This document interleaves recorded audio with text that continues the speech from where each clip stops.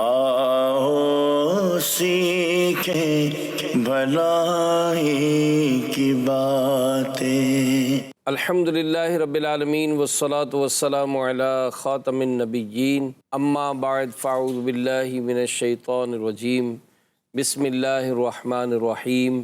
الصلاة والسلام علیک یا رسول اللہ وعلی آلک وصحابک یا حبیب اللہ۔ الصلاة والسلام علیک یا نبی اللہ وعلی آلک وصحابک یا نور اللہ۔ فرمان آخری نبی مکی مدنی محمد عربی صلی اللہ علیہ وآلہ وسلم، تم جہاں بھی ہو مجھ پر درود پڑھو، تمہارا درود مجھ تک پہنچتا ہے۔ صلو علی الحبیب صلی اللہ علی محمد۔ نیت المؤمن خیر من عملی، یہ بھی حدیث پاک میں ہے کہ مومن کی نیت اس کے عمل سے بہتر ہے۔ اللہ پاک کی رضا کے لیے، ثواب بڑھانے کے لیے اچھی اچھی نیتیں کر لیں، رضا الہی کے لیے، حصول ثواب کے لیے، علم دین حاصل کرنے کے لیے اس پروگرام میں شریک رہوں گا۔ آج کا جو موضوع ہے وہ ہے امی کی نصیحت۔ یہ موضوع کے اوپر جو مزید گفتگو ہم کریں گے، میں ایک چھوٹا سا مضمون آپ کو پڑھ کر سناتا ہوں اور انشاءاللہ اسی سے ہم اس سلسلے کو، پروگرام کو آگے بڑھائیں گے۔ ماہ ربیع الآخر سرکار بغداد حضور سیدی شیخ عبدالقادر جیلانی رحمۃ اللہ علیہ سے نسبت رکھتا ہے۔ آپ کے بچپن کا واقعہ آپ خود ہی بیان کرتے ہیں۔ ایک مرتبہ میں عرفہ یعنی 9 ذی الحجہ کے دن گاؤں گیا، ایک بیل میرے پیچھے پیچھے چلنے لگا۔ اچانک بیل میری طرف دیکھ کر بولا، اے عبدالقادر، آپ کو اس قسم کے کاموں کے لیے نہ تو پیدا کیا گیا، نہ ہی اس کا حکم دیا گیا ہے۔ بیل کو بولتا دیکھ کر میں گھبرا گیا اور لوٹ کر گھر آیا۔ گھر کی چھت پر چڑھا تو مجھے میدان عرفات نظر آنے لگا۔ حالانکہ جیلان جہاں آپ کی رہائش تھی وہاں سے میدان عرفات تو بہت دور ہے۔ آپ فرماتے ہیں کہ میں اپنی امی جان کی خدمت میں حاضر ہوا اور عرض کیا کہ مجھے راہ خدا میں وقف کر دیجئے اور علم دین حاصل کرنے کے لیے مجھے بغداد جانے کی اجازت عطا فرمائیے۔ امی جان نے سبب دریافت کیا، آپ نے بیل سے جو گفتگو ہوئی وہ بیان کی اور میدان عرفات نظر آنے کا واقعہ بیان کیا۔ میری بات سن کر امی جان نے سونے کے 40 سکے میری قمیص میں سی دیے اور بغداد جانے کی اجازت عطا فرمائی۔ نصیحت جو کی وہ یہ کہ ہمیشہ سچ بولنا ہے۔ فرماتے کہ میں بغداد جانے کے لیے قافلے میں شامل ہوا۔ راستے میں 60 ڈاکو ہمارے قافلے پر ٹوٹ پڑے، سارا قافلہ لوٹ لیا۔ کسی نے مجھے کچھ نہیں کہا۔ ایک ڈاکو میرے پاس آ کر جب گزرا تو پوچھنے لگا کہ تمہارے پاس کیا ہے؟ میں نے کہا سونے کے 40 سکے ہیں۔ ڈاکو بولا کہاں ہیں؟ میں نے کہا قمیص کے اندر سلے ہوئے ہیں۔ ڈاکو اس بات کو مذاق سمجھتا ہوا چلا گیا۔ اس کے بعد دوسرا ڈاکو آیا، وہ بھی پوچھ کر چلا گیا۔ جب یہ ڈاکو اپنے سردار کے پاس جمع ہوئے تو مجھے اپنے پاس بلایا اور میں جب وہاں پہنچا تو لوٹا ہوا مال وہ بانٹ رہے تھے۔ سردار نے مجھ سے پوچھا، بھائی تم کہتے ہو 40 دینار ہیں، سونے کے سکے ہیں، وہ کہاں ہیں؟ تو آپ نے فرمایا کہ وہ میں نے بتا دیے، سلے ہوئے۔ سردار حیران ہوا جب یہ سکے نظر آئے تو کہا تمہیں سچ بولنے پر کس نے آمادہ کیا؟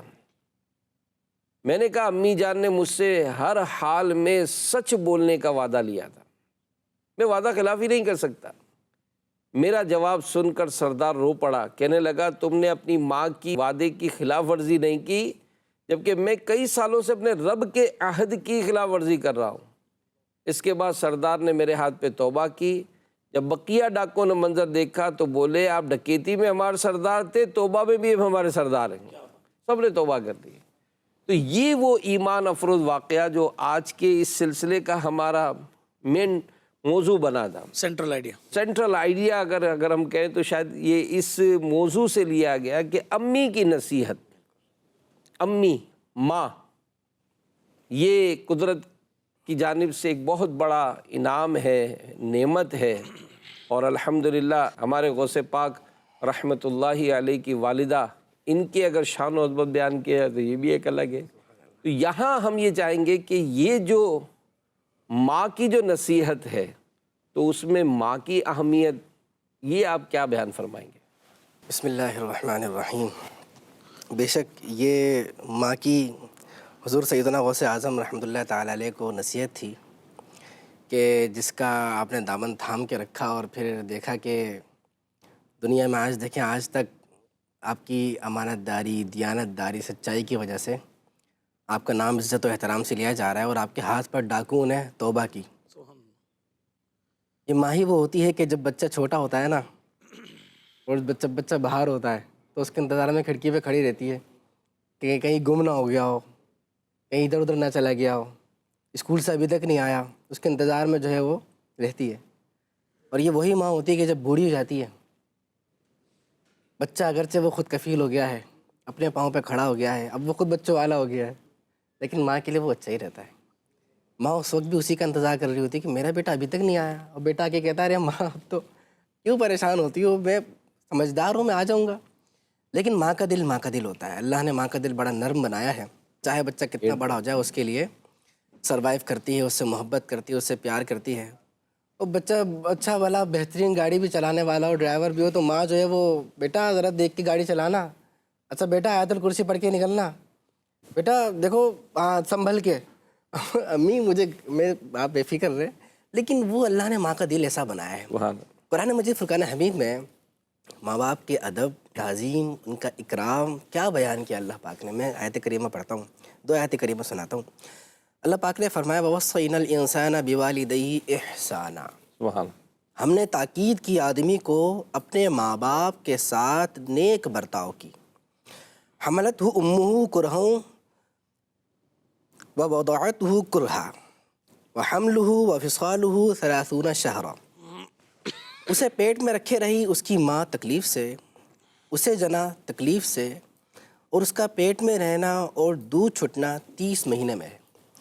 اس آیت کریمہ میں آپ دیکھیں تو اللہ رب العالمین نے سب سے پہلے کہا بِوَالِدَيْهِ احسانا، ہم نے آدمی کو اس چیز کی تاکید کی ہے کہ وہ والدین کے ساتھ نیک برتاؤ کرے۔ لیکن آپ اسی آیت میں تھوڑا سا آگے جائیں، جیسے کہ میں نے پڑھا تو اس میں آگے اللہ رب العالمین نے اسپیشلی پھر ماں کا تذکرہ کیا ہے۔ اسی طرح اگر ہم ایک اور آیت کریمہ پڑھیں تو اس میں دیکھیں اللہ پاک ارشاد فرماتا ہے وَوَصَّيْنَا الْإِنسَانَ بِوَالِدَيْهِ، ہم نے آدمی کو اس کے ماں باپ کے بارے میں تاکید کی۔ حملتہ امہ وہنا علی وہن وفصالہ فی عامین ان اشکر لی ولوالدیک، کہ پیٹ میں رکھا اسے اس کی ماں نے سختی پر سختی اٹھا کر، اور اس کا دودھ چھٹنا 2 برس میں ہے۔ یہ کہ اب دیکھیں ان اشکر لی ولوالدیک، یہ کہ میرا حق مان اور اپنے ماں باپ کا۔ علماء کرام اس آیت کریمہ کے حوالے سے فرماتے ہیں کہ دیکھیں اس آیت میں بھی اللہ پاک نے سب سے پہلے والدین کے بارے میں تاکید فرمائی، اور پھر اسپیشلی ماں کا ذکر فرمایا، جس سے پتہ چلتا ہے کہ ماں کا درجہ جو ہے وہ باپ سے زیادہ ہے۔ احترام دونوں کا ہے، ادب دونوں کا ہے، لیکن ماں کا مرتبہ زیادہ ہے، کیونکہ اس نے ماں نے تکلیفوں کو جھیلا ہے۔ ماں نے بچے کو 9 مہینے تک اپنے پاس رکھا ہے، اس کا بوجھ اٹھایا ہے، پھر اس کو 2 سال تک دودھ پلایا ہے، پھر اس کی پرورش کی ہے، پھر اس کی جو سارے آگے کے معاملات دیکھے، پیدا ہونے سے پہلے، پھر پیدائش کے دوران کے سارے معاملات، ان سب اذیتوں سے وہ ماں گزری ہے، تو اللہ رب العالمین نے ماں کو زیادہ مرتبہ دیا ہے۔ اور ایک اور علماء کرام فرماتے ہیں کہ شاید سے یہ بات پتہ چلی کہ ہم دیکھتے ہیں اللہ رب العالمین نے اپنے ساتھ ماں باپ کا ذکر فرمایا ہے، جس سے پتہ چلتا ہے کہ ماں باپ کا حق بہت ہی بڑا ہے، کیونکہ اللہ رب العالمین نے فرمایا کہ حق مان میرا اور اپنے ماں باپ کا۔ اگر ہم نبی آخر الزمان صلی اللہ علیہ وآلہ وسلم کی احادیث سے والدہ کا اسپیشلی حق کے بارے میں اگر ہم پڑھیں اور ہمارے سامنے بات آئے تو حضور جان عالم صلی اللہ علیہ وآلہ وسلم سے عرض کی عورت پر سب سے بڑا حق کس کا ہے؟ آپ دیکھیے گا، فرمایا شوہر کا۔ صحیح۔ میں نے عرض کی اور مرد پر، اور کت بات ہو گئی شوہر کا ہے، زوجہ کا، شوہر کا جو ہے وہ شوہر کے زیادہ حق ہے۔ مرد پر سب سے بڑا حق کس کا ہے؟ فرمایا اس کی ماں کا۔ اللہ اللہ۔ ماں کا مرتبہ کتنا ہے کہ وہ شوہر جو اب خود جو اس کی شادی ہو گئی ہے، بال بچے والا ہونے، اس کو بھی یہ تاکید کی جا رہی ہے ٹھیک ہے تم بڑے ہو گئے ہو، لیکن تم پر جو سب سے زیادہ حق ہے، تمہیں جن کی سب سے زیادہ تاکید کی گئی ہے، جن کا ادب و احترام پاس رکھنا ہے، یہ نہیں کہ بڑے ہو گئے ہو، نہیں، احترام پاس رکھنا ہے، وہ ہے ماں کا، کیونکہ ماں کا مرتبہ سب سے بلند ہے۔ آگے ایک اور حدیث میں آخری سناتا ہوں۔ اللہ کے نبی صلی اللہ علیہ وآلہ وسلم کی خدمت میں ایک شخص حاضر ہوا اور اس نے عرض کی، سب سے زیادہ کون اس کا مستحق ہے کہ میں اس کے ساتھ نیک رفاقت کروں؟ فرمایا تیری ماں۔ پھر اس نے عرض کی، حضور پھر یا رسول اللہ صلی اللہ علیہ وسلم پھر؟ فرمایا تیری ماں۔ عرض کی پھر؟ تیسری مرتبہ بھی جان عالم صلی اللہ علیہ وآلہ وسلم نے فرمایا تیری ماں۔ سبحان۔ اچھا اس نے پھر عرض کی، اب صحابی رسول تو صحابی ہے، وہ تو حضور صلی اللہ علیہ وسلم فرماتے جا رہے ہیں، وہ عشق میں جھوم رہے ہیں اور سوال پہ سوال کیے جا رہے ہیں، کہا یا رسول اللہ پھر؟ تو جناب احمد مختار صلی اللہ علیہ وآلہ وسلم نے چوتھی مرتبہ ارشاد فرمایا تیرا باپ۔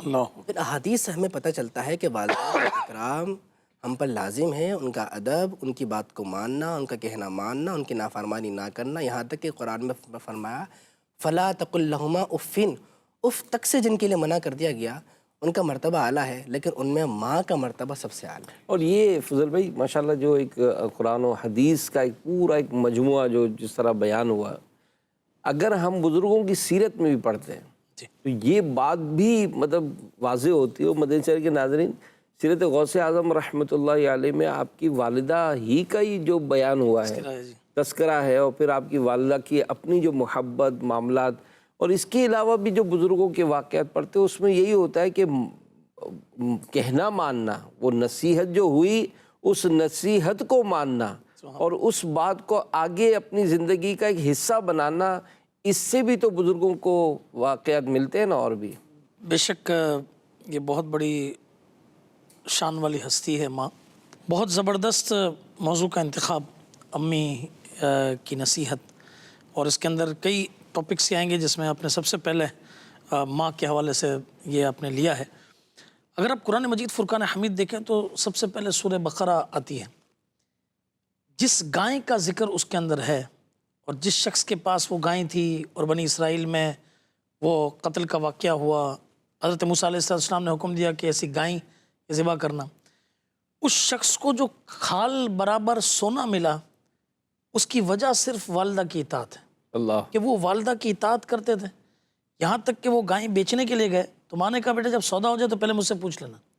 فرشتے آئے، دگنی قیمتیں لگائیں، مگر کہا کہ میں والدہ سے پوچھوں گا۔ انہوں نے کہا کہ نہیں، ماں کو نہیں پوچھو، اس سے دگنی قیمت دیتے ہیں، اس سے دگنی قیمت دیتے ہیں۔ تو فرمایا کہ چاہے سونا بھر کر کیوں نہ دے دیا جائے، مگر میں جب تک ماں سے نہیں پوچھوں گا تب تک جو ہے فیصلہ نہیں کروں گا۔ اللہ اکبر، تو واقعی پوری کھال کے برابر یہ سونا مل گیا، اور یہ پتہ چلا کہ یہ ماں کی کس قدر و منزلت ہے۔ آپ اللہ تبارک و تعالیٰ کے نبیوں کا معاملہ دیکھیں کہ نبی کریم علیہ السلام کی والدہ کی وفات تو 6 سال کی عمر میں ہو گئی تھی۔ حضرت ام ایمن رضی اللہ تعالیٰ عنہ کے کیا فرماتی ہیں کہ جب حضرت آمنہ رضی اللہ تعالیٰ عنہ کو ہم تدفین کر کے دوبارہ آ رہے تھے تو میں بھی رو رہی تھی اور محمد صلی اللہ علیہ وسلم بھی رو رہے تھے۔ اچانک میں نے دیکھا کہ پتہ نہیں محمد صلی اللہ علیہ وسلم کا ہاتھ میرے ہاتھ میں نہیں ہے۔ جیسے ہی میں نے پیچھے مڑ کر دیکھا تو کیا دیکھتی ہوں کہ حضور علیہ السلام اپنی والدہ کی قبر شریف پر جا کر لپٹ کر جو ہے یہ رو رہے ہیں۔ یہ کیا تھا؟ یہ والدہ کا یوں سمجھے کہ معاملہ تو تھا۔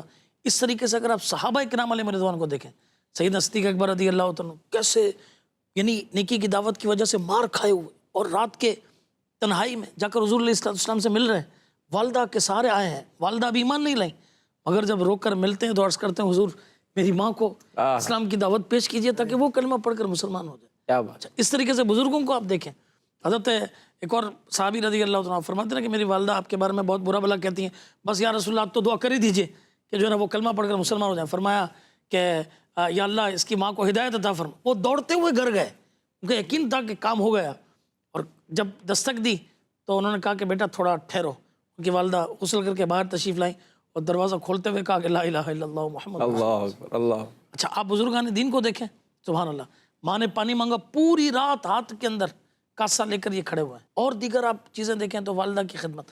تو آپ جس بھی اس شخصیت کا بلند مرتبہ دیکھیں گے نا، آپ دیکھیں گے کہ اس کے پیش نظر جو ہے نا یہ والدہ کی عظمت اس کے اندر ضرور پوچھتا ہے۔ اور حضور علیہ السلام کی مبارک سیرت کو آپ دیکھیں تو آپ کی والدہ تو جلد انتقال کر گئی، مگر اس کے بعد آپ نے اپنی رضائی ماں کا یہ کیسا ادب کر کے بتایا کہ اس طرح ماں کا ادب کرتے ہیں۔ چنانچہ حضور علیہ السلام مقام جیرانہ میں گوشت تقسیم فرما رہے تھے، ایک بی بی صاحبہ تشریف لائیں، حتیٰ کہ آپ صلی اللہ علیہ وسلم سے قریب ہو گئیں تو حضور علیہ السلام نے ان کے لیے اپنی چادر بچھا دی، اس پر وہ بیٹھ گئیں۔ کیا بات، حضرت ابو طفیل رضی اللہ عنہ نے پوچھا کہ کون ہے؟ تو لوگوں نے بتایا کہ نبی کریم علیہ السلام کی وہ ماں ہے کہ جنہوں نے آپ کو دودھ پلایا۔ کیا بات، یہ بتائیے کہ کتنا بڑا ماں کا مقام اور مرتبہ ہے۔ ایک بڑی خوبصورت بات انہیں پڑھی ہے جی۔ مدنی چینل کے ناظرین آپ بھی بڑا غور کیجیے گا، لکھا ماں باپ کے ساتھ تمہارا سلوک اللہ ایسی کہانی ہے، ماں باپ کے ساتھ تمہارا سلوک ایسی کہانی ہے جو لکھتے تم ہو اللہ لیکن تمہاری اولاد پڑھ کر سناتی ہے، اللہ ہے صحیح جو فرمایا، لکھتے تم ہو صحیح فرمایا۔ پڑھ کر اولاد سناتی ہے۔ یعنی یہ جو سلوک ہے نا آپ کا اپنی ماں سے، یہ آپ کی اولاد یہ آپ کے ساتھ وہ سلوک کرے گی۔ اور پھر مدنی چینل کے ناظرین، یہ وہ مبارک ہستی ہے جس کی دعاؤں سے بیڑا پار ہوتا ہے۔ بے شک، امیر سنت لکھتے ہیں، ایک ڈاکٹر کا بیان ہے، ایک شخص کو دل کا دورہ پڑا اور اتنا شدید تھا کہ بچنے کی امید نہ تھی۔ اللہ اس کی ماں بچھونے پر بیٹھی دعا کر رہی تھی، جو حاضرین نے سنی کہ یا اللہ میں اپنے بیٹے سے راضی ہوں، تو بھی راضی ہو جا۔ اللہ ڈاکٹر علاج میں مشغول تھے، محترمہ دعا میں لگی تھی۔ جب آخری وقت آیا، مریض نے بلند آواز سے کلمہ پڑھا، چہرے پر مسکراہٹ آئی اور روح پرواز کر گئی۔ اللہ تو یہ کیا ہے؟ یہ انعام ہے، کیسا عظیم الشان انعام کہ ماں کی آخری وقت اس خوش نصیب کو دعا ملی، اس کو یہ شان ملی کہ آخری کلمہ اس کی زبان سے نکلا کلمہ طیبہ، اور وہ بڑا ہی خوش نصیب ہے کہ اللہ کے نبی صلی اللہ علیہ وسلم کا ارشاد ہے کہ جس کا آخری کلام لا الہ الا اللہ ہو وہ جنت میں داخل ہوگا۔ سبحان اللہ۔ اور ماں باپ کے نافرمان کے اگر واقعات پڑھ کر سنائے تو وہ بھی کیسا کہ دنیا میں بھی، وہ بھی لکھا ہے علماء نے کہ دنیا میں جس نے ماں باپ کو ستایا وہ دنیا میں اس کا رزلٹ ضرور پاتا ہے۔ ہر گناہ کی سزا اللہ چاہے تو قیامت تک موقوف فرما دے۔ ماں باپ کو جس نے ستایا وہ دنیا میں اس کا جو ہے نا وہ نقصان اٹھاتا ہے۔ تو اگر ماں باپ ناراض ہیں نا، مدنی چینل کے ناظرین، ہاتھ جوڑ کر پیر پکڑ کر ان کو راضی کر لیا جائے، ان کی دعائیں لی جائیں۔ اور پھر یار ہمارا یہ موضوع صرف ماں کی شان نہیں ہونا، پورا موضوع بھی اس میں ہو جائے، لیکن یہاں پر ہم آگے اس موضوع کو تھوڑا چلائیں گے کہ امی کی جو نصیحت ملی سبحان اللہ، وہ تھی سچ بولنے کی۔ کیا بات ہے۔ ہمارے غوث پاک رحمۃ اللہ علیہ تو یہ تو بچپن سے ہی مادرزاد ولی ہی تھے، شروع سے ہی مطلب عادت و اتوار، لیکن ماں کی نصیحت سچ بولنا، اچ سچ پر عمل کیا تو برکت ملی۔ تو یہ جو سچ کے حوالے سے جو ہم موضوع بیان کرتے ہیں کہ بھئی سچ بولنا چاہیے، سچ بولنا چاہیے، اور آج کل اس چیز کا نوٹس نہیں لیا جاتا۔ اپنا کام نکالنے کے لیے چاہے دکاندار ہو، چاہے گھر بار ہو، ایون کہ بچے اگر ہمیں سن رہے تو وہ بھی اسکول نہیں جانا تو وہ ڈرامہ کر رہے کہ میرے پیٹ میں درد ہو رہا ہے، میرے سر میں درد ہو رہا ہے۔ بھائی پیٹ کا درد تو نظر نہیں آئے گا، سر کا درد نظر نہیں آئے گا، وہ تو ہوتا ہی ہے۔ تو یہ جو سچ جھوٹ کا جو معاملہ ہے، اس میں آپ کیا فرمائیں گے؟ اللہ اکبر۔ سچ جھوٹ کا معاملہ نہیں ہونا چاہیے، صرف سچ اور سچ کا ہی معاملہ ہونا چاہیے۔ سبحان اللہ۔ اس طرح ایک معاشرہ ہوتا ہے نا بھائی صاحب، وہ اگر اس معاشرے میں ظلم و ستم ہو تو وہ معاشرہ آگے نہیں بڑھ سکتا، وہ معاشرہ جو ہے سروائیو نہیں کر سکتا، اس معاشرے کا کچھ بن نہیں سکتا، وہ تباہ ہو جاتا ہے، وہ برباد ہو جاتا ہے، وہ ختم ہو جاتا ہے۔ اسی طریقے سے اگر معاشرے میں جھوٹ آ جائے نا اور یہ سچ ختم ہو جائے، یا ملاوٹ والی کیفیت ہو جائے، کبھی جھوٹ ہے تو کبھی سچ ہے، جسے چل رہا ہے چلتا رہے، تو پھر اسی طریقے سے جھوٹ کے ساتھ بھی معاشرے کا جو ہے حساب کتاب بنتا نہیں ہے، وہ معاشرہ تباہ ہو جاتا ہے، تباہی کے دہانے پہ پہنچ جاتا ہے، اس معاشرے کی معیشت تباہ ہو جاتی ہے، جگہ جگہ نفرتیں پھیل جاتی ہیں، آپس میں لڑائی جھگڑے جنم لیتے ہیں، اعتماد اٹھ جاتا ہے۔ جب اعتماد اٹھ جاتا ہے، ایک دوسرے کی بات کو قبول نہیں کیا جاتا، ایک دوسرے کی بات کو قبول نہیں کیا جاتا، تو انصاف کے پیمانے ختم ہو جاتے ہیں، انصاف کے پیمانے ختم ہو جاتے ہیں، تو آپ بتائیں اس معاشرے کا کیا حال رہے گا؟ سچ میں عظمت ہے اور سچ میں ہی برکت ہے۔ اللہ کا پاک کے پیارے محبوب صلی اللہ علیہ وآلہ وسلم ارشاد فرماتے ہیں، سچ بولا کرو۔ سمجھا دیا کیا بولنا ہے؟ سچ بولا کرو، اگرچہ تمہیں اس میں ہلاکت نظر آئے، اللہ کیونکہ اسی میں نجات ہے۔ اللہ اصل میں یہ جو بات ہے نا کہ اتنے سارے ہمیں ہمارے پاس سچ کے بارے میں پتہ بھی ہے، ہمیں سمجھایا بھی جاتا ہے سچ بولنا ہے، سچ کے فوائد ہیں، پھر بھی ہم جو ایک دم جھوٹ کی طرف آ جاتے ہیں۔ تو حضور غوث پاک رحمۃ اللہ تعالیٰ علیہ کے واقعے سے ہم اندازہ لگایا نا کہ اس وقت حقیقت میں ہلاکت تھی، وہ سچ بول رہے ہیں کہ بھئی میری فلاں فلاں جگہ میں اتنے اتنے دینار جو ہے وہ سلے ہوئے ہیں، اور آپ نے ان کو بتا دیا۔ ڈاکو پریشان ہے، ایسے موقع پہ تو بندہ سیدھا سیدھا جھوٹ بولتا ہے، نہیں بھائی میرے پاس کچھ نہیں ہے، جبکہ تمہیں چیک بھی نہیں کر رہے، صحیح، اس کے باوجود سچ بول رہے ہو۔ ہلاکت والا معاملہ ہے، اس میں ہلاکت نظر آ رہی ہے، لیکن آپ دیکھیں حضور کا فرمان سچا اور ہمارے سامنے واقعہ سچا۔ جب حضور غوث اعظم رحمۃ اللہ تعالیٰ علیہ ان کے سامنے بتاتے ہیں کہ میری اس طرح دینار ہیں، تو آپ دیکھیں اس معاملے میں ہلاکت نظر آ رہی تھی، لیکن حقیقت میں حضور نے فرمایا اسی میں نجات ہے۔ تو نجات کیسی ملی؟ آپ کے پیسے بھی محفوظ رہے، اور صرف محفوظ نہیں، کمال در کمال یہ ہوا کہ تمام کے تمام ڈاکوؤں نے توبہ کی اور وہ راہ راست پہ جائے۔ یہ سچ کی برکت ہے۔ اصل میں حضور صلی اللہ علیہ وآلہ وسلم ہمارے آقا و مولا صلی اللہ علیہ وآلہ وسلم ہیں، وہ بہتر جانتے ہیں کہ کس چیز میں بھلائی ہے، کس چیز میں برائی ہے۔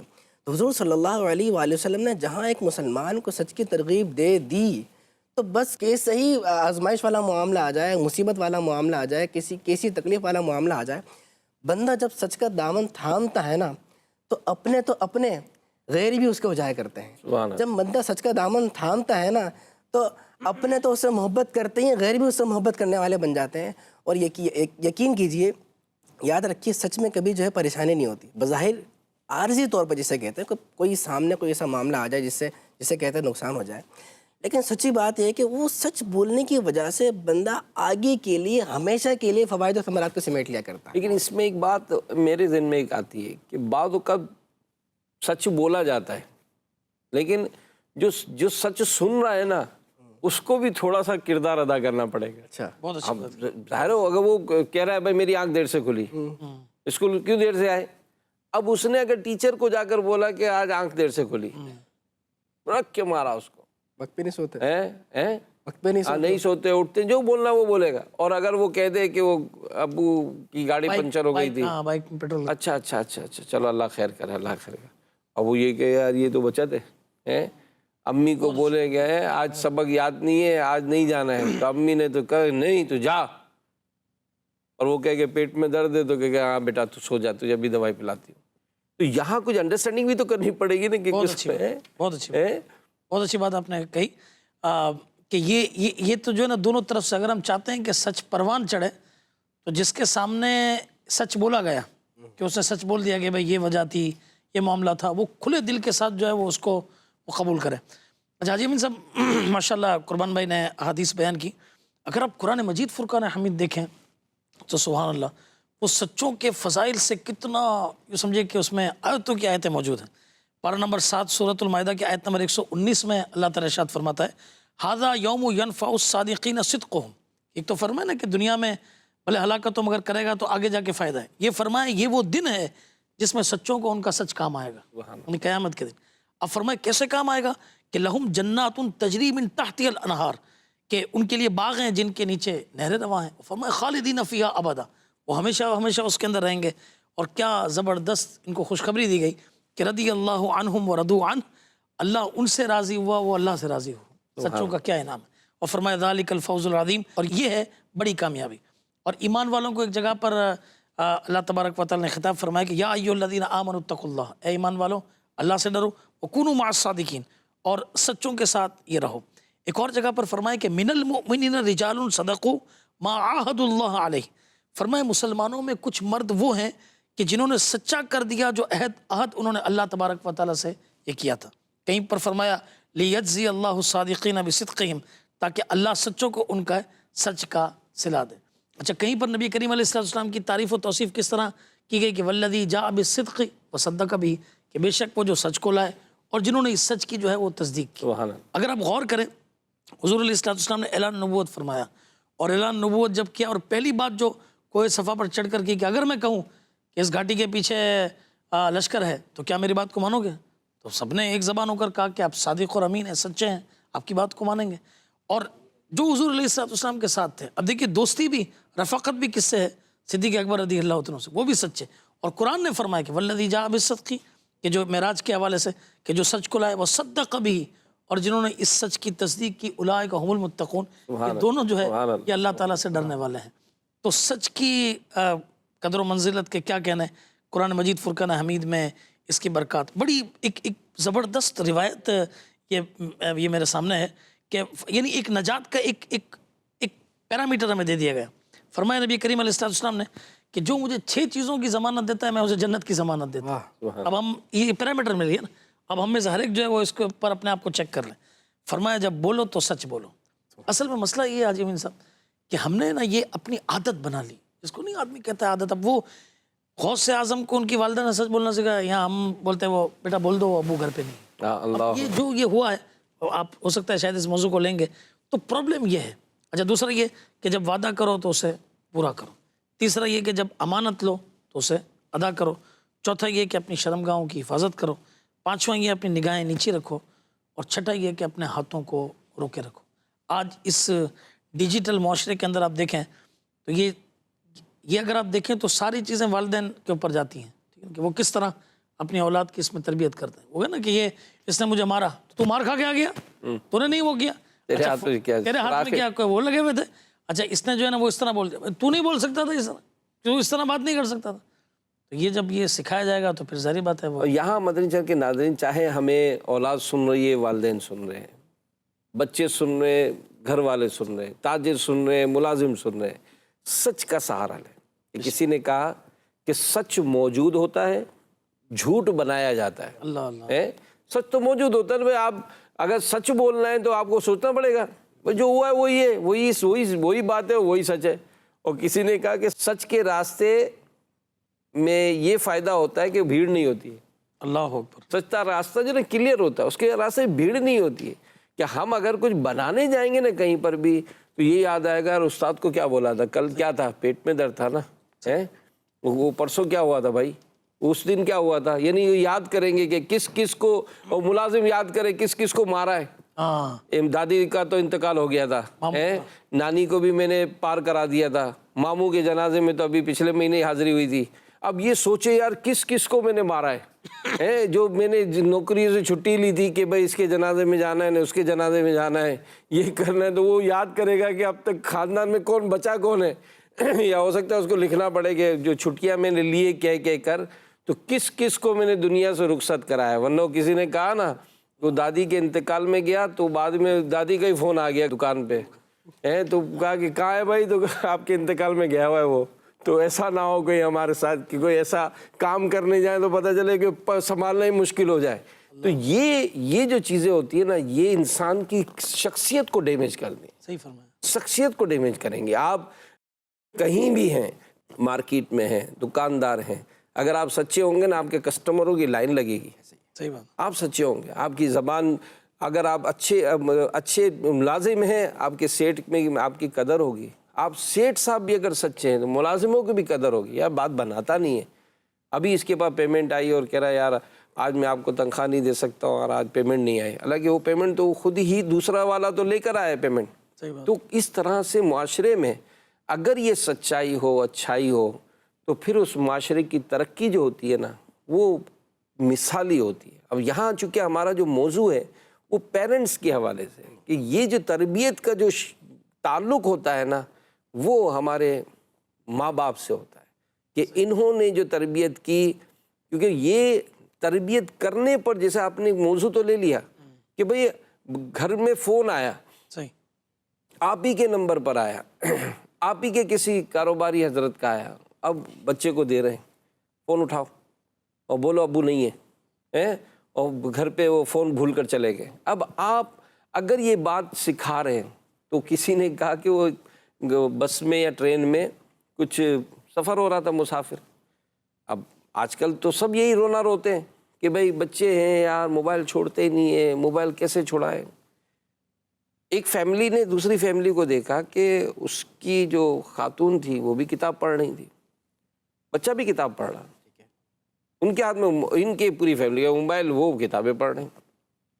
آخر جب سفر تھوڑا چل پڑا نا تو وہ چونکہ ہو جاتی الگ سلگ، تو اس نے عورت سے پوچھا کہ بہن آپ نے اپنے بچوں کو کتاب پڑھنے کا شوق کیسے دلایا؟ اللہ اکبر، ہے آپ نے اپنے بچوں کو کتاب پڑھنے کا شوق کیسے دلایا؟ ہمارے بچوں سے آج سے تو موبائل ہی نہیں چھوٹتا ہے۔ اس عورت نے کیا جواب دیا؟ بہن، بچوں کو جو بولتے ہیں وہ کہاں کرتے ہیں؟ بچوں کو جو بولتے ہیں وہ کہاں کرتے ہیں؟ بچے تو جو دیکھتے ہیں وہ کرتے ہیں۔ اللہ اکبر۔ تو آپ اور ہم اگر موبائل خود ہی لگے ہوئے ہیں تو کیسے چھوڑائیں گے بھائی؟ آپ کتاب پڑھیں، آپ قرآن پڑھیں، آپ نماز پڑھیں، آپ نفل پڑھیں، آپ 11ویں شریف کریں۔ دیکھیں آپ کے مرنے کے بعد بھی آپ کے گھر میں 11ویں ہوگی۔ آپ اپنے دادا کو، دادی کو، والدین اگر دنیا سے چلے گئے ان کے ایصال ثواب کے لیے فاتحہ کریں، دیکھیں آپ کے گھر میں بھی فاتحہ ہوگا۔ آپ کے مرنے، آپ اپنے والد صاحب کی یا جو بھی مرحومین ہیں ان کی قبروں پر جائیں، آپ کی اولاد آپ کی قبر پر آئے گی۔ میں آپ کو حاجی امین صاحب ایک بات بتاؤں، ہمارے ایک عزیز ہیں، قریب بھی یہاں فیضان مدینہ سے رہتے ہیں، ہر 11ویں شریف کو صبح فجر کے بعد ان کے یہاں پہ ناشتہ ہوتا ہے۔ تو میں نے کہا کہ ناشتہ آپ کرواتے ہیں تو کیا سلسلہ ہے؟ کہا ہمارے والد اور ہمارے دادا بھی یہ کرواتے تھے، آج ہمارے اس سلسلے کو تقریباً 65 سال گزر گئے، اللہ، ہم تیسری نسل ہے اور آج بھی ہم نے اس کو جاری و ساری رکھا ہوا ہے۔ الحمدللہ۔ یعنی یہ تو ایک چیز کہ صبح کو بھائی ٹھیک ہے 11ویں شریف کے دن سیدنا غوث اعظم رحمۃ اللہ تعالیٰ علیہ کے ایصال ثواب کے لیے کروانا۔ آپ دیکھیں کہ عورتیں نماز پڑھتی ہیں گھر میں، بچے نماز، یعنی حکم دیا گیا کہ نوافل گھر میں پڑھو، اسی لیے تاکہ بچے دیکھ کر یہ پڑھیں۔ اسی طریقے سے وہ ایکٹنگ کی جاتی ہے، انداز اختیار کیا جاتا ہے۔ اچھا، باپ بغیر ٹوپی لگا گھر سے نکلے گا، بیٹا بغیر ٹوپی لگا گھر سے نکلے گا، باپ ٹوپی لگا کر کے نکلے گا، بیٹا ہو بہو اس کی جو ہے نا وہ کاپی کرے گا۔ عربی کا مقولہ ہے ابن سرہ لابیہ، بیٹا باپ کا عکس ہوتا ہے۔ تو اب آپ دیکھ لیں کہ وہ عکس اس چیز میں اس کو بنانا ہے، برے کاموں میں بنانا ہے یا اچھے کاموں میں اسے بنانا ہے۔ اور قرآن مجید فرقان حمید نے کتنا پیارا ہمیں سبق دیا کہ یا ایھا الذین آمنوا، اے ایمان والو، قوا انفسکم واہلیکم نارا، اپنے آپ کو اور اپنے گھر والوں کو جہنم کی آگ سے بچاؤ کہ جس کا ایندھن جو ہے وہ آدمی اور پتھر ہوں گے۔ حضرت علامہ نعیم الدین مراد آبادی رحمۃ اللہ تعالیٰ نے اپنی تفسیر میں اس کے بارے میں بڑی زبردست بات لکھی، جو امیر اہل سنت نے اپنے رسالہ احترام مسلم میں لکھی۔ فرمایا کہ کس طرح اپنے آپ کو اور اپنے گھر والوں کو جہنم کی آگ سے بچاؤ۔ تو وہ جو آپ نے واقعہ سنا ہے نا، اس کا بالکل یوں سمجھے کہ اس کی عکاسی کرتا ہے کہ عبادتیں بجا لا کر اور انہیں عبادتیں کروا کے، خود نیکی کا کام کر کے اور انہیں کروا کے، یعنی یہاں تک کہا گیا کہ اپنے بچے کو ایک ادب سکھانا، یہ جو ہے نا وہ ایک یہ صدقہ کرنے سے یہ بہتر ہے۔ ہم کہتے ہیں بھائی صدقہ دے دیا بلا ٹل گئی، آپ بتائیں کہ یہ ایک ادب سکھا دیا کہ بھائی اس طرح بیٹھ کر کھانا کھانا ہے، اس طرح بیٹھ کر پانی پینا ہے، اس طرح بیٹھ کر یہ چیز کرنی ہے۔ تو بتائیے کہ بچوں کی تربیت جو ہے یہ آدمی کو مرنے کے بعد بھی کتنا فائدہ دے۔ یہ تو اب ایک بات ہے نا، یہ تو ہم تو کہہ کے فارغ ہو جاتے ہیں، ابھی تو بچہ ہے، ہاں ابھی تو بچہ، لیکن تربیت کرنی چاہیے۔ یہ جو بچہ ہے نا جسے ہم کہتے ہیں ابھی تو بچہ ہے، اس کے بارے میں آیا ہے جسے بالکل پلین پتھر ہوتا ہے، یہ اس کی طرح ہے۔ پتھر پہ آپ کچھ تحریر کر دیں، اس پہ کھدائی ہوتی ہے، اس پہ نقش بنتا ہے، نقش بنتا ہے۔ کہا آپ اس پہ جس چیز کا نقش بنا دیں گے، آپ خود بنا دیں یا بن جائے، وہ چاہے کوئی اور آ کے بنا دے، وہ جو اس پہ نقش بن جاتا ہے نا وہ پھر ہمیشہ رہتا ہے۔ اللہ، بچپن کی جو عادت ڈلتی ہے وہ کم چھوٹا کرتی ہے۔ تو اسی لیے ہمارے بڑوں نے یہ بات سمجھائی ہے کہ ہمیشہ بچے کو بچہ کہہ کر نہیں چھوڑنا چاہیے، کیونکہ یہی کل بچہ بڑا ہو کے پھر آپ کے سامنے یہ سوال قائم کرانے پر مجبور کر دے گا کہ یہ ایسا کرتا کیوں ہے، یہ اس کام سے چھوٹتا کیوں نہیں ہے، یہ صحیح بات پہ عمل کرتا کیوں نہیں ہے۔ اس کی وجہ یہ ہے کہ بچپن میں ہی وہ جو لکیر تھی نا وہ غلط ڈال دی گئی، وہ نقشہ غلط بنا دے گیا۔ بچہ بچہ بچہ بچہ کہہ کے کہا ابھی سے اس کو سمجھانے والے بن جاؤ۔ اور ایک اور سب سے بڑی زبردست بات ہمیں بتائی کہ آپ نے بچے کی تربیت میں کس چیز کو پیش نظر رکھنا ہے۔ کہا صرف نہ کہو، بیٹا یہ نہیں کرو، صرف نہ کہو۔ اگر آپ نے بچے کو کسی کام سے روکنا ہے، اس سے بچا کر اچھے کام میں لگانا ہے، تو کہا وہ اچھا کام بھی دو۔ جب آپ ایک کام سے روک کر دوسرے کام میں لگاؤ گے نا تو وہ اس کام سے بچنے والا بن جائے گا۔ اب ایک کہہ رہے ہیں کہ بھائی بیٹا موبائل یوز نہیں کریں، وہ بیٹا بچہ تو بچہ ہے نا، اس نے تو ادھر ادھر خود ادھر جانا، وہ کیا کرے گا؟ موبائل لے کے بیٹا یہ لیں بک، ڈرائنگ کی جیسے بکس آتی ہیں، اب وہ آپ موبائل لے کے وہ آپ دے دیں، وہ دیکھیں اس پہ یہ کاریگری کرتے رہیں گے، بچہ بھی مصروف ہے اور اس بہانے جو ہے اس کا ایک جو ہنر ہے اس کے اندر بھی اس کا اضافہ ہوگا۔ پھر اس کی بہت سارے طریقے مطلب ملتے ہیں حوصلہ افزائی کے۔ اب دیکھیں نا، بعض اوقات امیر علیہ سنت نے جیسے نماز پڑھنے والے بچوں کی حوصلہ افزائی کی. صحیح ہے. آپ یقین مانیں ہمیں مدنی مذاکرے ذمہ داری، اب وہ جو آتے ہیں کلپس، فضل بھائی حیران یار، یہ جیسے روزے رکھنے کی ترغیب دلائی تو وہ روزے رکھ رہے ہیں، پھر جناب وہ ذکر و اذکار، آپ دیکھیں یہ تعداد بڑھتی جاتی ہے. اور الحمدللہ جن گھروں میں اس چیز کی اس کو اہمیت دی جاتی ہے وہ گھر جو ہے نا وہ اس کی برکتیں پاتے ہیں. تو جو والدین ہیں، والدہ ہیں، یہ مطلب ایک بہت بڑا کردار ادا کرنا ہے. اس کو نوٹس لیا جائے، یعنی کہ یہ بات دیکھی جائے کہ یار اور ہم جن قوموں کا اور جن ملک میں رہنے والوں کی مثالیں دیتے ہیں نا وہ اس چیز سے بہت پریشان ہیں. ٹھیک ہے انہوں نے دنیا کی جو ترقی کرنی تھی کر لی، لیکن ان کی اولاد ان کے ہاتھ میں نہیں ہے. بلکہ ایک بڑی مشہور بات ہے کہ ایک ملک تھا غیر مسلموں کا، تو وہاں ایک مسجد کے باہر ایک خاتون اپنے بچے کو لے کر آ گئی. تو مسجد کے امام صاحب بڑے آگے، تو رابطہ بات چیت ہوئی، تو انہوں نے کہا کہ میں مسلمان نہیں ہوں لیکن میرے پڑوس میں ایک مسلمان فیملی رہتی ہے. اللہ، تو وہ جو بچے ہیں نا وہ اپنے پیرنٹس کی بڑی عزت کرتے ہیں، ہاتھ چومتے ہیں. وہ دیکھا ہوگا اس نے جو ہمارے مسلمانوں کا عاشقان رسول کا جو طریقہ ہے، تو کہا کہ میں چاہتی ہوں میرے بچے بھی اس طرح کریں. اللہ، تو یہ کیا، یہ اسلام کا حسن ہے نا، کہ اسلام اپنے ماننے والوں کو یہ تعلیم دیتا ہے کہ ماں باپ کی ادب کیسا ہے، کہ ماں باپ بلائیں تو نماز میں بھی ہو تو حاضر ہو جائے.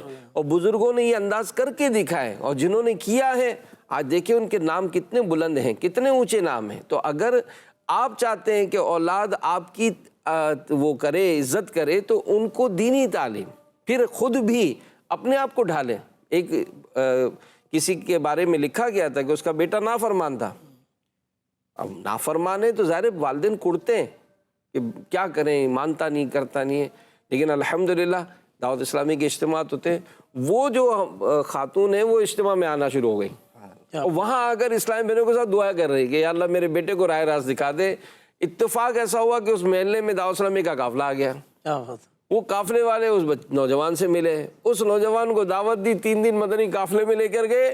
تیسرے دن جب قافلے سے واپس آیا، وہ بیٹا جو ماں باپ کا کسی طرح کہنا نہیں مانتا تھا، اپنے ماں کے ہاتھ چوم رہا ہے، معافی مانگ رہا ہے. یہ ہے نا، یہ ہے ماحول کہ آپ اپنے گھر میں اگر مدنی چینل دکھاتے ہیں، اپنے بچوں کو دارالمدینہ میں داخلہ کراتے ہیں، اپنے بچوں کو مدرسہ مدینہ بھیجتے ہیں، اپنے بچوں کو بچیوں کو جامعۃ المدینہ میں بھیجتے ہیں، جب ان کی اس انداز سے تربیت ہوگی تو پھر ہوگا نہیں سارا، ورنہ پھر ہم رونا دھونا ہی کرتے رہے. والدین کا جو نیک ہونا ہے، یہ تو اس کے فوائد تو بڑے آگے تک جو ہے وہ بچوں کو ملا کرتے ہیں.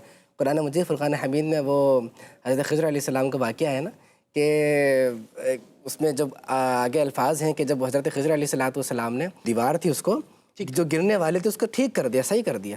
موسیٰ علیہ السلام نے جب وہاں استفسار کیا کہ حضور آپ نے کیوں کیا، جبکہ اس گاؤں والوں نے تو ہماری کوئی خدمت ہی نہیں کی.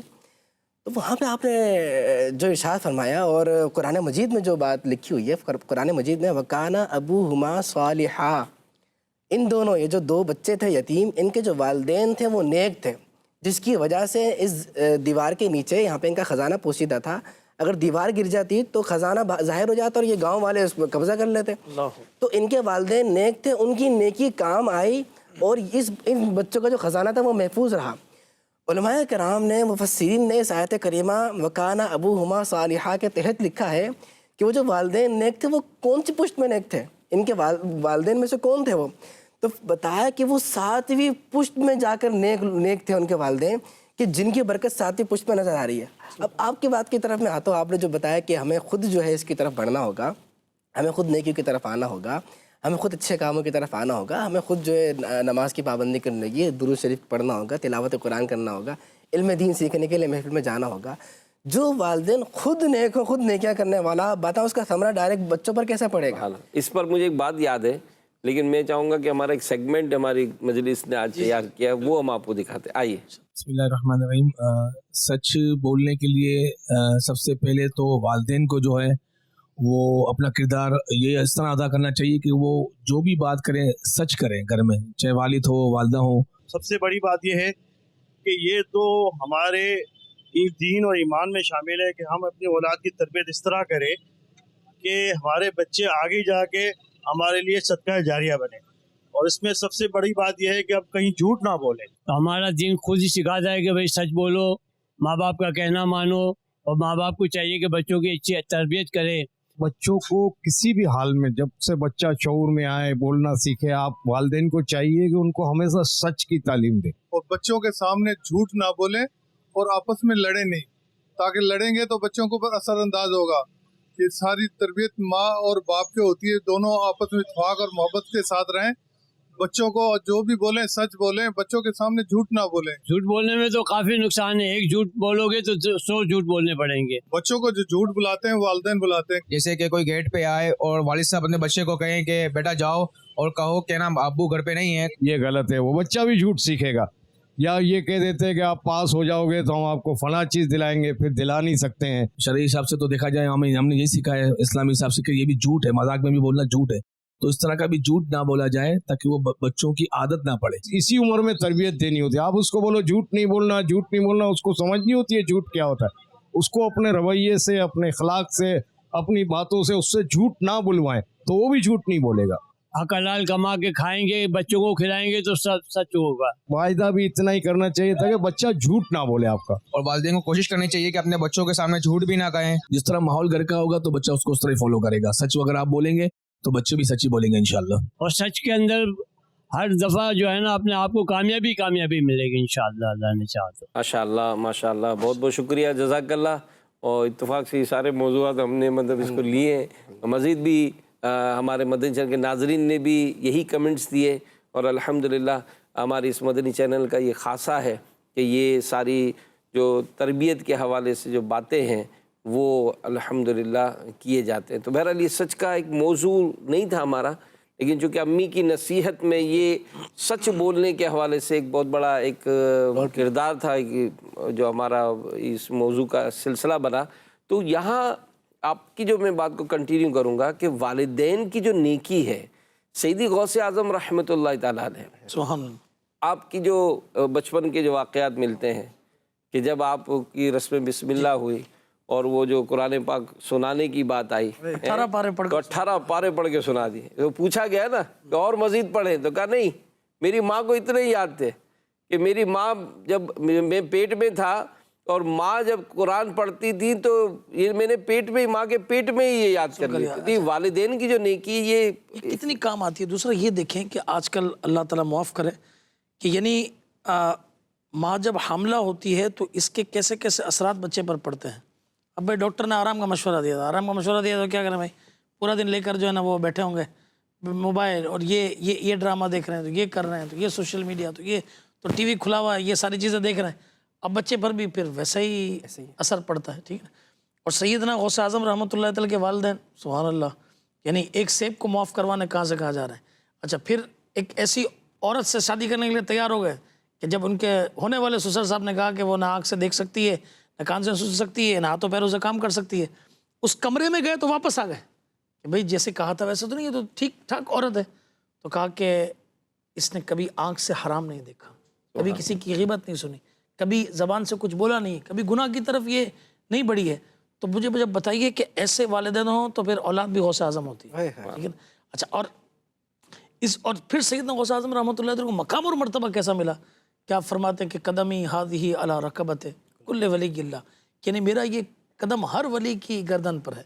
تو اب شروع سے دیکھتے آئیے کہ یہ پیدائش اور یہ واقعات اور پھر یہ مقام اور مرتبہ ملنا, تو سبحان اللہ پتہ چلتا ہے کہ واقعی غوث اعظم رحمۃ اللہ علیہ کی شان اور منزلت یہ تو اپنی جگہ ہے ہی ہے, مگر وہ والدین کا پیچھے کتنا بڑا ایک زبردست کردار ہے. پیرنٹنگ ٹریننگ, یہ جو آپ نے بات کی نا, اس پہ یہ جو کہ موبائل یوز کرنا اور یہ سب کرنا, غوث پاک کا جو واقعہ ہے کہ 18 پارے انہیں حفظ ہو گئے, اس پہ باقاعدہ سائنس نے ریسرچ کی ہے.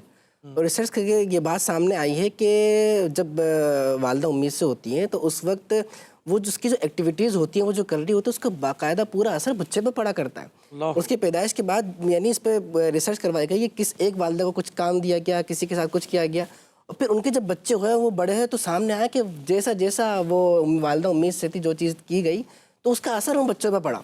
تو ظاہر سی بات ہے جب بندہ نیکی کرے گا اور اچھے کام کی طرف مائل رہے گا تو اس کی وہ اثر اولاد میں آئے گا.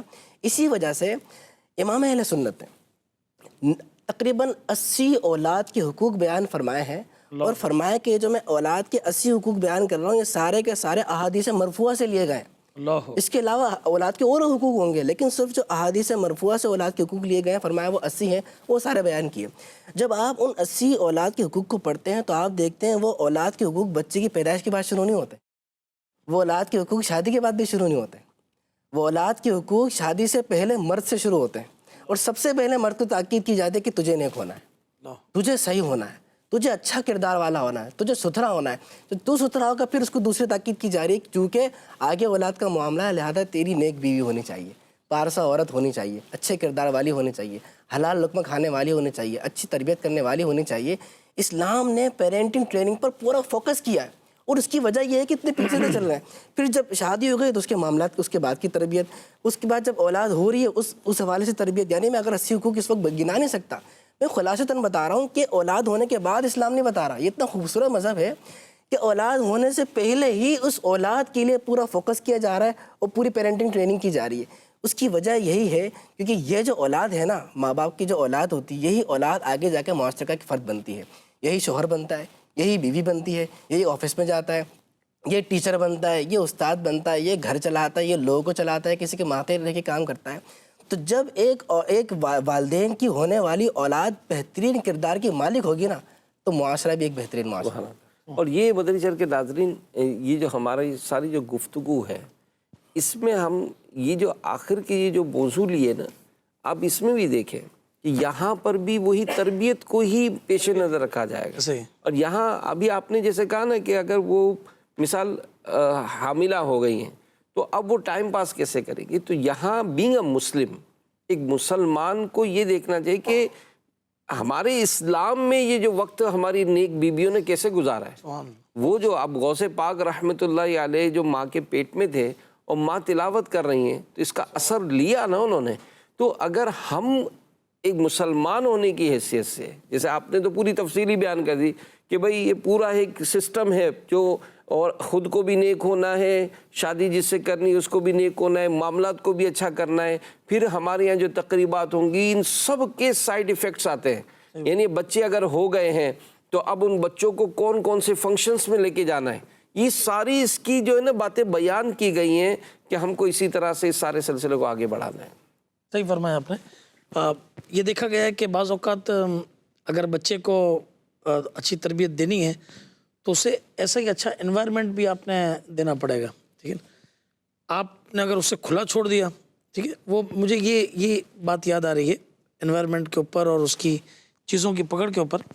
اب غالباً شاید مجھے یاد پڑتا ہے واقعہ، شاید آپ نے سنایا تھا، ایک نوجوان کو پھانسی کی سزا ہوئی اور آخر میں پوچھا جاتا نا کہ بھائی، میرا خیال آپ نے سنایا تھا کہ بھائی کیا خواہش ہے، پوچھی جاتی ہے، اس نے کہا مجھے ماں سے ملنا۔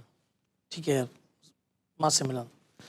جیسے ہی ماں کے سامنے وہ گیا تو اس نے بجائے یہ کہ والدہ سے کچھ بات کہتا، معافی تلافی کرتا، روتا، اس نے ایک عجیب کام کیا، اس نے اپنی ماں کو مارنا شروع کر دیا۔ سب نے اسے پکڑ لیا اور کہا کہ تجھے ابھی پھانسی ملنے والی ہے اور یہ کام کر رہا ہے۔ تو کہا کہ آج میں جو یہاں پر پہنچا ہوں یہ بھی اپنی ماں کی وجہ سے ہی پہنچا ہوں۔ کہا کیوں؟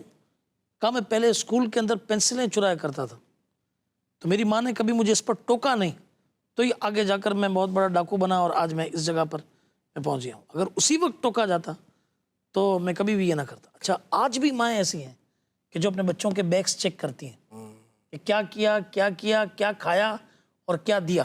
دیکھیں، وہ کسی کی کاپی غلطی سے رہ جانا یا کسی کی پین غلطی سے رہ جانا اور یہ کرنا یہ ٹھیک ہے، مگر کیا اس کو یہ کہ نہیں میں کل اسے واپس دے کر آنا، یا بعض اوقات آج کل یہ سوشل میڈیا کا دور ہے، فوراً اس کو کیا بھائی یہ چیز آپ کی ہمارے پاس آ گئی، یہ تو اس کا خیال رکھنا۔ در حقیقت یہ چھوٹی سی چیز ہے مگر یہ بچے کے سینس کو کتنا ڈیولپ کرتی ہے کہ آگے جا کر مجھے کسی کا مال نہیں کھانا، کسی کا حق نہیں کھانا۔ تو یہ جو بات آپ نے فرمائی اس حوالے سے میرے نہیں، یہ بہت، یہ میں نے یہی عرض کیا نا کہ ہر بات پر ایک پورا ایک پروگرام ہے، لیکن بہرحال اللہ پاک ہم سب کو غوث پاک کی برکتیں نصیب فرمائے، اور آج جو ہم نے یہ گفتگو کی ہے اللہ ہمیں بھی، ہماری اولاد کو بھی، اور عاشقان غوث اعظم کو عمل کی توفیق عطا فرمائے۔ مدنی چینل دیکھتے رہیے، اللہ پاک عمل کی توفیق عطا فرمائے، آمین بجاہ خاتم النبیین صلی اللہ علیہ وآلہ وسلم۔ صلو علی الحبیب صلی اللہ تعالی صلی اللہ علیہ وسلم۔ आओ सीखें भलाई की बातें.